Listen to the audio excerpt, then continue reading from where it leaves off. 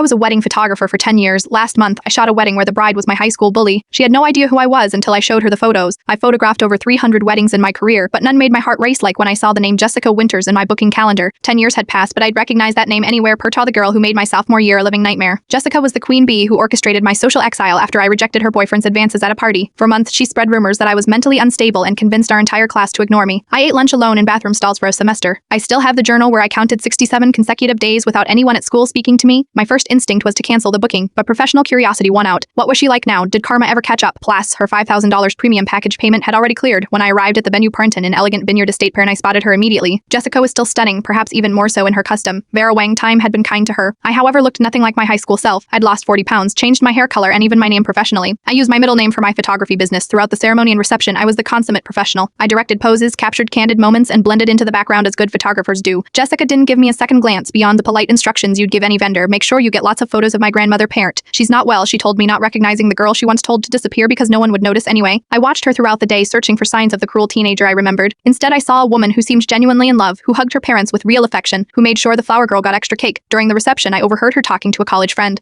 I wish I could go back and shake some sense into teenage me, she said. I was such a mean girl in high school. I actually looked up one girl on Facebook last year to apologize but couldn't find her. My hands trembled slightly as I adjusted my camera lens. 2 weeks later, Jessica came to my studio to view her photos. I had debated what to do for days before deciding on simple professionalism. Pair, and I delivered the most beautiful wedding album I've ever created. Every image was perfect. I captured her love, joy, and vulnerability in ways that would move anyone to tears. As she flipped through the album, she gasped at certain images. "These are incredible," she whispered. "You saw things in me that I didn't even know were there." That's when I decided to show her one final image. Pair, a side-by-side comparison I'd created. On the left, a photo from our high school yearbook, Jessica standing with her friends laughing, while in the background, a lonely girl sat at an empty lunch table. On the right, Jessica on her wedding day radiating happiness. "I was that girl at the table," I said quietly. The color drained from her face as recognition dawned. "I go by Meg professionally now." She stared at me, then back at the wedding album, then at the yearbook photo. You photographed my wedding. After what I did to you, I did," I replied, "and I gave you the best photos I've ever taken." Tears filled her eyes. "Why would you do that?" "I was horrible to you." "Because I wanted to see who you became," I said honestly. "And because I am not the same person either." She broke down completely, then apologizing through tears for things I'd almost convinced myself didn't matter anymore. We ended up talking for 3 hours in my studio. Jessica has since referred 6 clients to me. We're not friends exactly, but here is something powerful in our connection now. Pair, a reminder that people can change, that teenage cruelty doesn't have to define someone forever,